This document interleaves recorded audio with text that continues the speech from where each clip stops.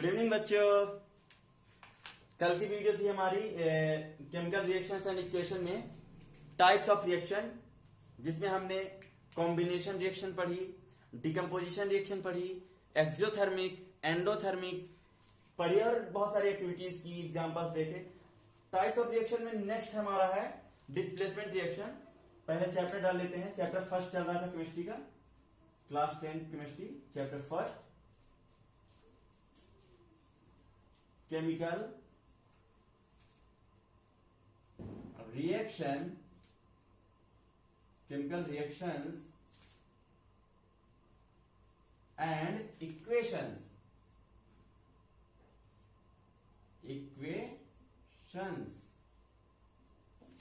तो आज का नेक्स्ट रिएक्शन क्या है?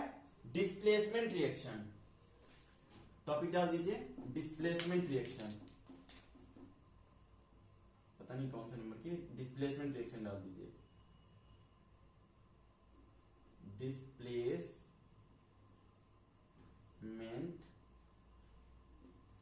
रिएक्शन,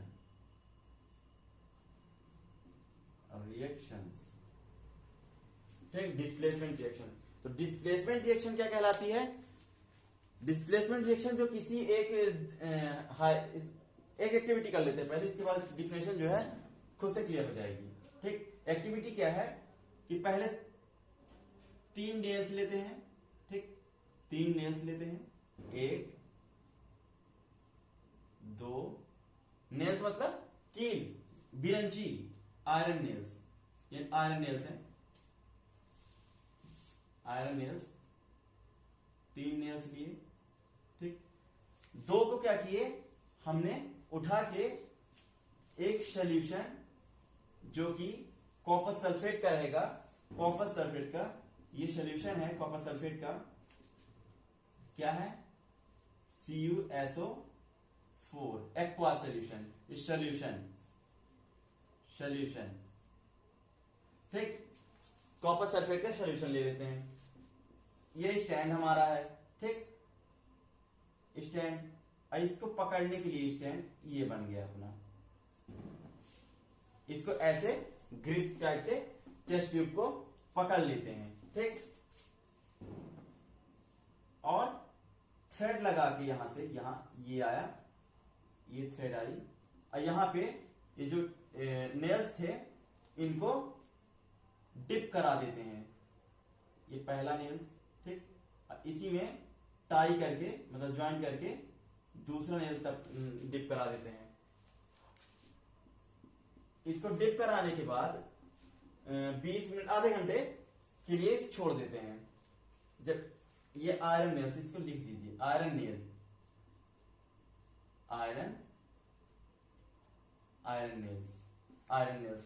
एक बार इसको हम सेपरेट एज इट इज रखते हैं। ठीक, अलग से रख देते हैं। आधे घंटे बाद हम देखेंगे कि जो ये ब्लू कलर का कॉपर सल्फेट सॉल्यूशन था, कौन से कलर का? ब्लू कलर का, ये फेड हो चुका, फेडेड है, मतलब इसका जो ब्लू कलर है वो फीका पड़ गया है। ठीक, कलर इसका चला गया, कलरलेस टाइप में हो गया, ब्लू कलर बहुत हल्का फेड हो चुका है। ठीक, और ये जो आयरन नेल्स हैं, ये जो आयरन नेल्स दोनों हम इसमें से निकालेंगे, इस सोल्यूशन से निकाली हुई आयरन नेल्स जो हैं, इसको हम जो बाहर रखे थे आयरन नेल्स, ठीक, आयरन नेल जो बाहर रखे थे कील, उससे जब कंपेयर करेंगे तो हम देखते हैं कि जो ये बाहर वाली आयरन नेल है, इसके कंपेरिजन में ये पूरा ब्राउनिश कलर का हो चुका है। ठीक, तो दोनों में एक कलर में फर्क आया, एक आयरन नेल्स की कलर में फर्क आ गया, और एक कॉपर सल्फेट का सोल्यूशन जो था फेड से हो चुका है, पूरा फीका हो गया है। ठीक, और ये जो था ये ब्राउनिश कलर का हो चुका है। ठीक, अब यहां पे रिएक्शन इसकी लिखिए। पहले हमने क्या लिया? कॉपर सल्फेट लिखिए, CuSO4। ठीक, ये क्या था? Aqueous solution. इसमें हमने क्या डाला? आयरन नेल, Fe, सॉलिड में रहेगा, ये तो सॉलिड ही होगा। ठीक, इसको डाला, इसको आप बनाइए, हम मिटाते हैं इसको, आगे रिएक्शन लिखेंगे। एक काम करिए, पहले इसको आप कंप्लीट कर लीजिए। CuSO4 है और Fe, तो Fe क्या करेगा, Cu को डिस्प्लेस करेगा, तो क्या बना देगा, FeSO4, ठीक। और ये क्या होगा, एक्वास बचेगा, ठीक इसमें। और जो Cu है एज ए सॉलिड हमें मिलेगा, ठीक। तो ये हाईली रिएक्टिव मेटल है, कौन, Fe, वो क्या करेगा, Fe ये हाईली रिएक्टिव है, कॉपर सल्फेट सोल्यूशन से इसको कॉपर उसके सॉल्ट सोल्यूशन से डिस्प्लेस करके खुद बैठ जाएगा, ठीक, ये है। चलिए इसको नोट करिए।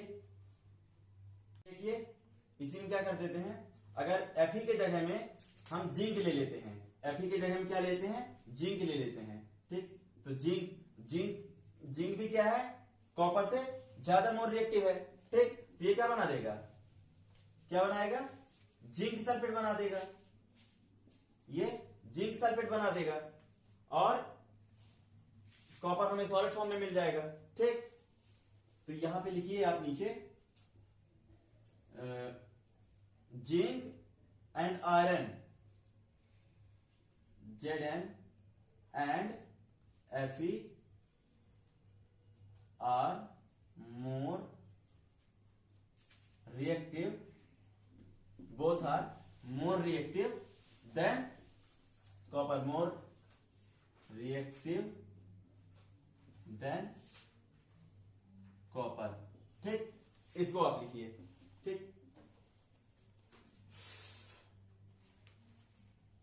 ये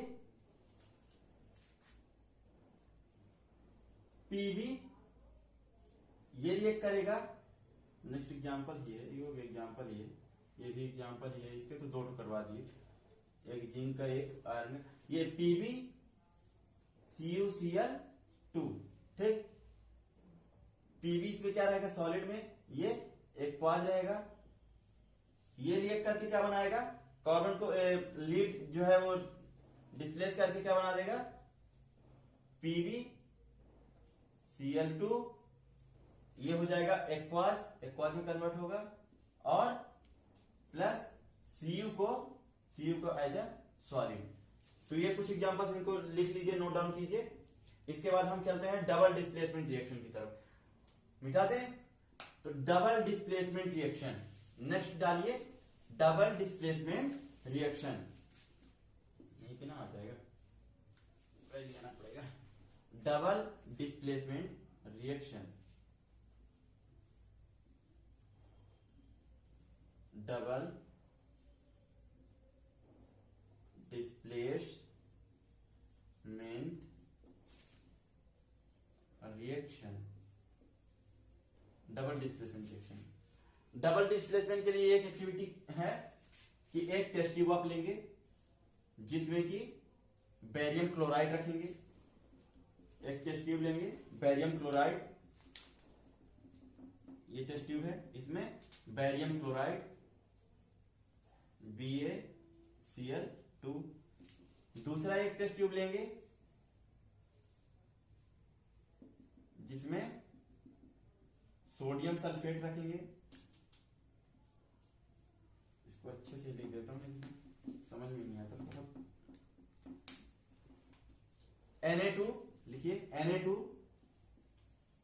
Na2SO4, इसका सोल्यूशन लेना है बेरियम क्लोराइड का, इसका भी सोल्यूशन एक्वास सोल्यूशन रहेगा, ठीक है, सोल्यूशन। फिर क्या करना है, तीसरा एक टेस्ट ट्यूब लेंगे बड़ा सा, उसमें इसको और इसको दोनों को मिक्स कर देंगे, या कि फिर एक तरीका और है कि एक उठा के दूसरे में डाल दीजिए, तो दूसरे में, तो इसमें क्या करेंगे, इन दोनों का मिक्सअप करेंगे, ये मिक्सअप करेंगे दोनों का, तो क्या हो जाएगा, BaCl2 और ये दोनों कंटेन कर रहा है Na2SO4, ये इसकी रिएक्शन लिखिए, इसको हटाइए, इसकी रिएक्शन लिखिए, क्या है, हमने क्या लिया है, BaCl2 प्लस Na2SO4, ये बनाएगा क्या, NaCl प्लस BaSO4। इसको बैलेंस करिए, 2 क्लोरीन है 2 नाइट्रोजन है, यहाँ पे 2 लगाइए, 2 लगा देंगे, ये रिएक्शन बैलेंस हो जाएगी। ये 2 बेरियम 1 है, सल्फेट है, तो बेरियम ये क्या होगा हमें एक्वास सोल्यूशन में मिलेगा, aqueous solution of barium sulphate, ठीक, एक्वास। और NaCl ये तो PPT बनेगा इसका, ये PPT बनेगा, ये होगा एक्वास सोल्यूशन, इस एक्वास सोल्यूशन ऑफ NaCl मिलेगा, ठीक। ये दोनों एक्वास में रहेंगे, एक्वास एक्वास, ये PPT फॉर्म होगा इसका। ऐसे ही एक हमने पहले भी एग्जांपल पढ़ा है किसका, लीड नाइट्रेट का, पोटेशियम आयोडाइड के साथ रिएक्शन करवाए थे, डबल डिस्प्लेसमेंट समझ आया था। इसमें क्या डबल डिस्प्लेसमेंट भाई, बेरियम की सोडियम की जगह में चला गया, सोडियम बेरियम की जगह में, दोनों आपस में एक्सचेंज हो गए। समझिए यहाँ पे क्या हुआ है, क्लोरीन पे -1 चार्ज होता है, एक क्लोरीन पे 2 है तो -2 चार्ज हुआ, तो बेरियम पे कितना होगा 2+ होगा, ठीक है। यहां पे सोडियम पे +1 होता है, 2 है, तो यहाँ पे 2 हो गया, यहाँ पे क्या होगा -2 होगा, तब ना ये बैलेंस होगा, न्यूट्रल होगा, ठीक। तो इसका तो -2 है, इसमें -2 चार्ज होगा और इसमें 2+। तो ध्यान दीजिए ये Na+ और Cl- ये जोड़ के बना देंगे NaCl। दूसरी रिएक्शन है अपनी लीड नाइट्रेट की रिएक्शन पोटेशियम आयोडाइड के साथ, पहले हमने पढ़ी है लीड नाइट्रेट की रिएक्शन पोटेशियम आयोडाइड के साथ। तो लिखिए लीड नाइट्रेट PbNO3 का whole twice plus potassium iodide, ये क्या बनाता है, हमने पहले भी किया था, पढ़ा होगा तो याद ही होगा। क्या बनाया था, रिएक्शन क्या बना था, PbI2, ठीक, और पोटेशियम नाइट्रेट, क्या फॉर्म होगा, पोटेशियम नाइट्रेट NO3, सही है। I2 इसको बैलेंस कीजिए, ये 2K का I2 हो गया, 2K हो गया, 2K से यहां 2 लगा दीजिए, ऑक्सीजन 3 ये बैलेंस हो गई, ठीक। अब इसमें ये PPT फॉर्म हो जाएगा, ठीक।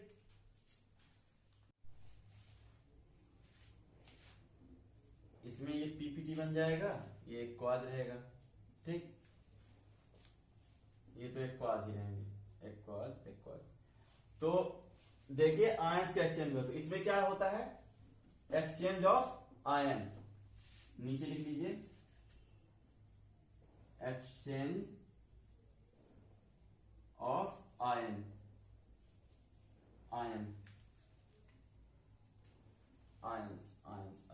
Exchange of ions.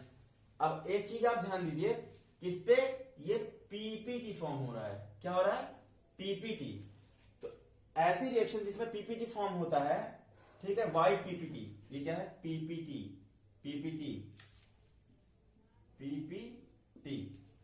तो PPT प्रेसिपिटेशन रिएक्शन, ऐसे रिएक्शन जिसमें ये एज ए सॉलिड हमें प्राप्त होता है, मिलता है, सॉलिड फॉर्म में ही मिलेगा, PPT सॉलिड ही मिलेगा, ये सॉलिड ये मिलेगा, उसे हम क्या कहते हैं, प्रेसिपिटेशन रिएक्शन। ये एग्जांपल्स प्रेसिपिटेशन के भी हैं, ये एग्जांपल प्रेसिपिटेशन के भी हैं, इसको करिए जल्दी से। फिर नेक्स्ट है अपना ऑक्सीडेशन रिडक्शन। ऑक्सीडेशन क्या होगा, ऐसी रिएक्शन जिसमें ऑक्सीजन गेन कर रहा हो, वो रिएक्शन जिसमें ऑक्सीजन गेन कर रहा हो वो क्या कहलाएगा, ऑक्सीडेशन और हाइड्रोजन रिमूव कर रहा हो, समझिएगा, ऑक्सीजन गेन कर रहा हो। ऑक्सीजन पहले टॉपिक डालिए, topic oxidation, oxidation, oxidation and reduction, reduction, oxidation and reduction. Oxidation क्या कहलाएगा, ऑक्सीडेशन का लिखिए, ऑक्सीडेशन क्या कहलाएगा, गेन, गेनिंग लिख लीजिए, gaining of oxygen, oxygen and removal of hydrogen, ठीक। इसी का जस्ट अपोजिट रिडक्शन का है, रिडक्शन का क्या है,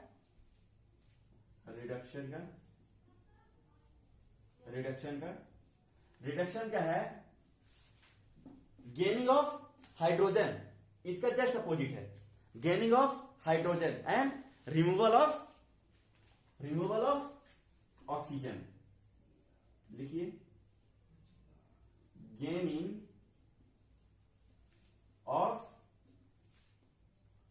हाइड्रोजन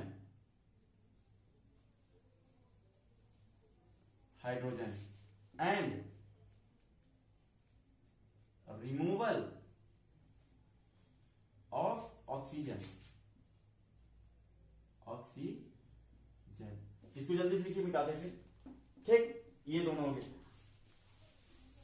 ध्यान दीजिएगा। और अगर ऐसी रिएक्शन जिसमें ये दोनों हो रहा हो, भाई ऑक्सीजन ऐड भी हो रहा हो और रिमूव भी हो रहा हो, तो उसको क्या कहेंगे, रिडॉक्स रिएक्शन।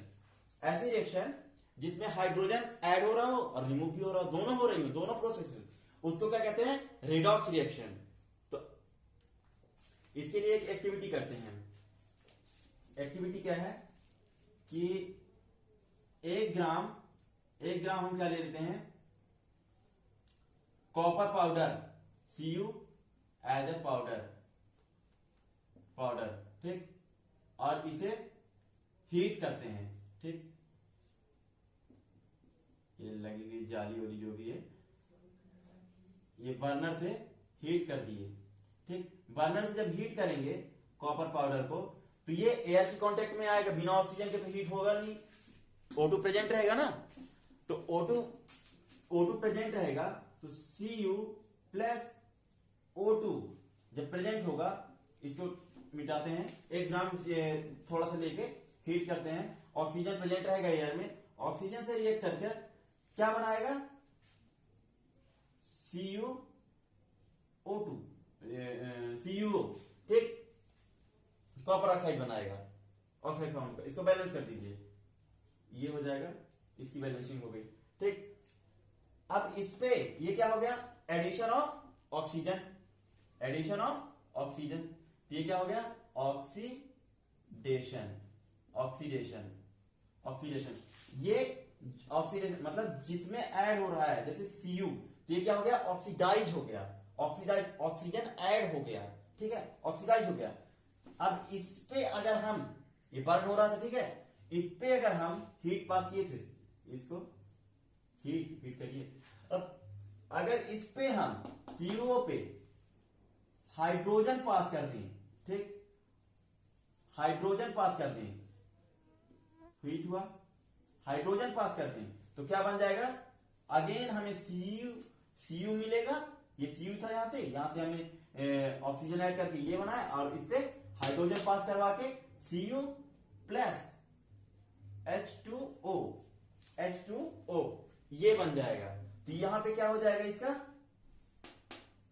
ऐड हो रहा है हाइड्रोजन ऐड होगा तो क्या होगा, रिडक्शन, ठीक, रिडक्शन, यहां पे हाइड्रोजन ऐड होगा, रिडक्शन, ठीक।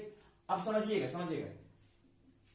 Cu जो है, इसको ऊपर वाले मिटाते हैं, ठीक, Cu जो है, यहां से ऑक्सीजन रिमूव हुआ है, यहां पे गया, ये देखिए, ये क्या हुआ, CuO से कॉपर ऑक्साइड से कॉपर बना, ऑक्सीजन रिमूव हुआ, तो ऑक्सीजन का रिमूवल क्या कहलाएगा, ऑक्सीजन रिडक्शन, ऑक्सीजन का रिमूवल रिडक्शन, क्या कहला रिडक्शन। अब यहां पे ध्यान दीजिए, ये हाइड्रोजन जो है ऑक्सीजन क्या कर रहा है, गेन किया है, क्या किया है, गेन किया है ऑक्सीजन, तो ऑक्सीजन का गेन ऑफ ऑक्सीजन क्या कहलाएगा, ऑक्सीडेशन, ऑक्सीडेशन, ऑक्सीडेशन, समझ। यहां पे CuO से ऑक्सीजन रिमूव हुआ है तो रिडक्शन कहलाया, यहां पे हाइड्रोजन में ऑक्सीजन ऐड हुआ है, प्रोडक्ट बनने के बाद क्या हो रहा है ये देखना है अपने को, ये नहीं कि हाइड्रोजन तो पहले से ही है रिडक्शन, ये नहीं, हाइड्रोजन में ऑक्सीजन ऐड हुआ है, प्रोडक्ट बना है ना, प्रोडक्ट को देखना है अपने को कि रिमूव हुआ है उस पे कि ऐड हुआ है, समझे, तो ये चीज होता है। अब इसको आप जल्दी से लिखिए, फिर हम नेक्स्ट एग्जांपल इसका करा देते हैं, रिडॉक्स के का, ये रिडॉक्स रिएक्शन, ये कौन सी रिएक्शन कहला गई, पहले इसको लिख दीजिए, रिडॉक्स रिएक्शन, टोटल रिएक्शन, ये जो पूरा टोटल कहलाया ये क्या कहलाया, redox, redox reaction, reaction, redox reaction, ये टोटल क्या कहलाया, रिडॉक्स रिएक्शन। इसको जल्दी से लिखिए, फिर हम नेक्स्ट एग्जांपल करते हैं, नीचे वाला आप लिखिए मिटाते हैं, रिडॉक्स, ये रिडॉक्स रिएक्शन के एक और एग्जांपल है,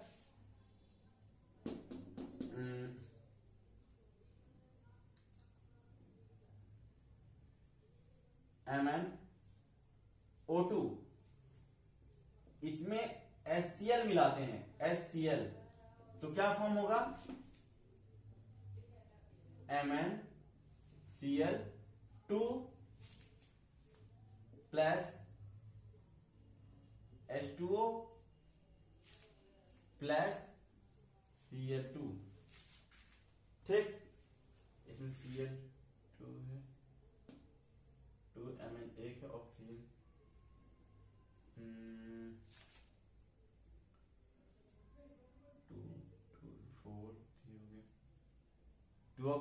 2 ऑक्सीजन किए, ये 2 हाइड्रोजन कितने हो गए, 4 हो गए, 4 किए,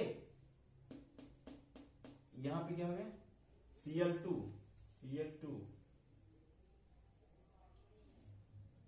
नहीं गलत है, कुछ Mn एक है, O2, 2 ऑक्सीजन हो गया, Cl2 Cl, यहां पे 4 हो गया, हाइड्रोजन 4, ये हाँ ठीक है, ये हो गया, Cl4 हो गया, ये कंप्लीट हो गया, ठीक। तो ये इसको आप देखिएगा, बैलेंसिंग क्या है कि बैलेंसिंग पहले खुद से किया करिए, समझ रहे हैं, क्योंकि बैलेंसिंग आप पढ़ चुके हैं, बैलेंसिंग आपको आनी चाहिए, तो बैलेंसिंग खुद से करिए, अगर नहीं आता है तो इसके बाद वीडियो को पॉज करिए, बैलेंस आप खुद से कीजिए, इसके बाद बताते तो हैं ही हम बताएंगे ही, ठीक।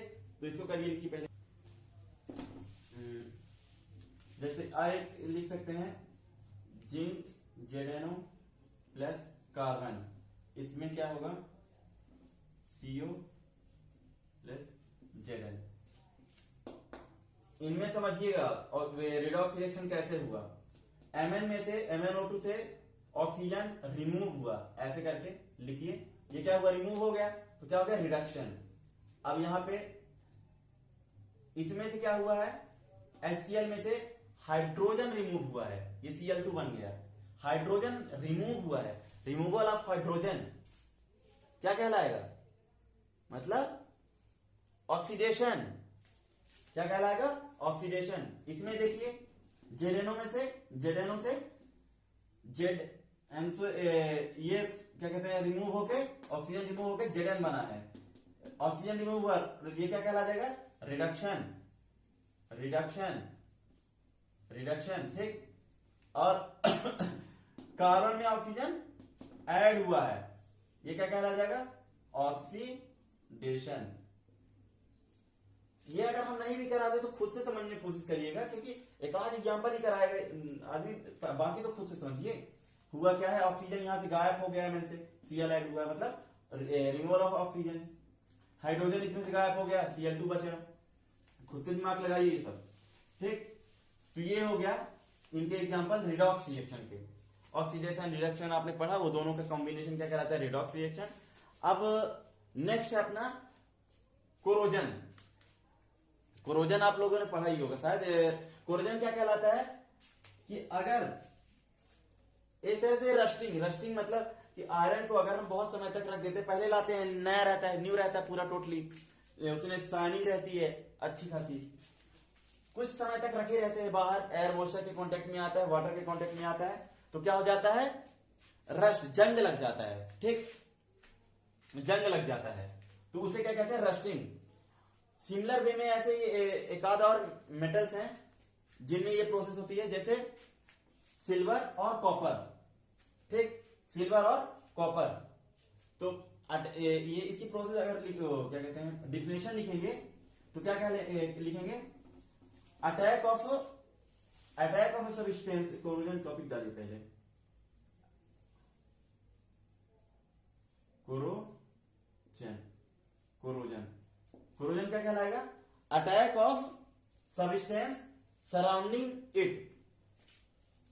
रस्टिंग ऑफ आयरन भी है, रस्टिंग ऑफ आयरन। आज मार्कर बहुत अच्छा ही चल रहा है। ठीक, रस्टिंग ऑफ आयरन एक इसका एक वो है, ठीक, एग्जांपल। और सिल्वर, सिल्वर इसके कलर चेंज हो जाता है कैसे, कोरोड होता है।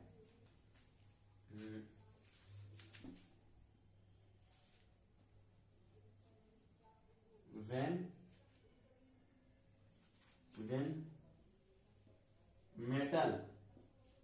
metal like iron, silver, copper, when metal is attacked by a substance,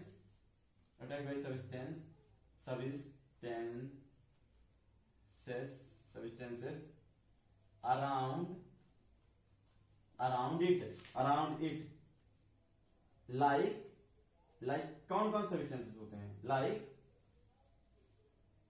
air moisture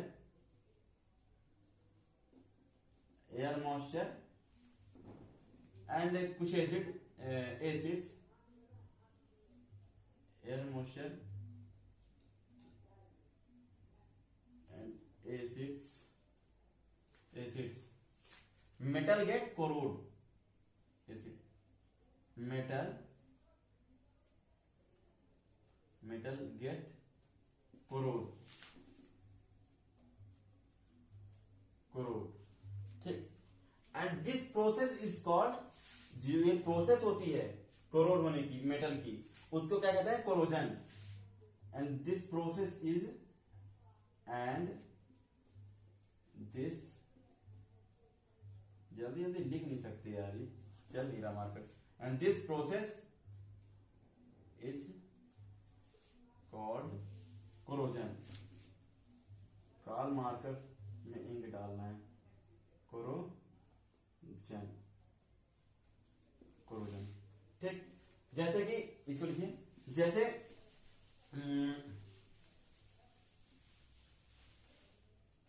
silver का ग्रीन कलर किसमें हो जाता है, सिल्वर में,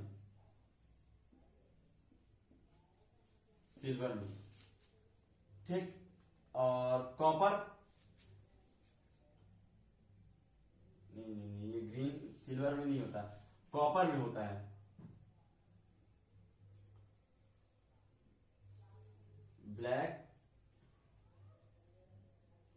ब्लैक कलर, ब्लैक कोटिंग हो जाती है, चलो कोटिंग ऑन सिल्वर। और जो इसमें ग्रीन, कॉपर जो होता है उसमें ग्रीन कोटिंग ऑन कॉपर में ग्रीन कोटिंग होती है, इसको आप लिख लीजिए। फिर हम आगे चलते हैं, पढ़ते हैं क्या, रेंसिडिटी। ये कोरोजन हो गया, कोरोजन एयर मॉइस्चर के कांटेक्ट में, एसिड के कांटेक्ट में कुछ आते हैं और कोरोड हो जाता है। उसी प्रोसेस को, जो प्रोसेस है वो कोरोड होने की, उसी को कहते हैं कोरोजन। इसको हटाइए आप। अब आते हैं नेक्स्ट रेंसिडिटी। रेंसिडिटी जानना जरूरी क्यों है? क्योंकि जो ऑयली और फैटी प्रोडक्ट्स होते हैं, फूड प्रोडक्ट्स, वो हमारे रेंसाइड हो जाते हैं, मतलब कुछ समय के बाद ऐसे हो जाते हैं कि बैड स्मेल्स देने लगते हैं, बैड स्मेल्स, ठीक, बैड स्मेल्स देने लगते हैं। उन्हें जैसे उसे प्रिवेंट करने के लिए, ठीक, एंटीऑक्सीडेंट के रूप में जैसे यूज किया जाता है nitrogen gas. Nitrogen gas tightly packed रहते हैं फूड प्रोडक्ट्स, चिप्स वगैरह, ठीक। इस पर करिए, फिर आगे बात करते हैं उस पर।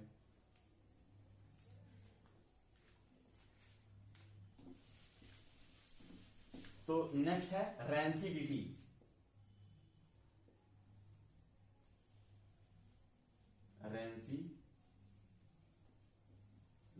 रेंसिडिटी रेंसिडिटी क्या कहलाता है?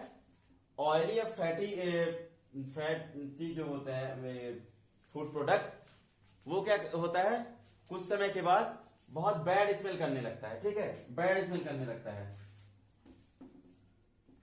उसको प्रिवेंट करने के लिए एंटीऑक्सीडेंट यूज किया जाता है, जैसे nitrogen field nitrogen gas food product जैसे चिप्स, कुरकुरे, इनके अंदर फील्ड रहती है, जिससे प्रिवेंट है, तो बहुत समय तक मतलब नहीं हो पाता है, इससे वो नहीं होता, रेंसाइड नहीं हो पाता, रेंसिडिटी, ठीक है।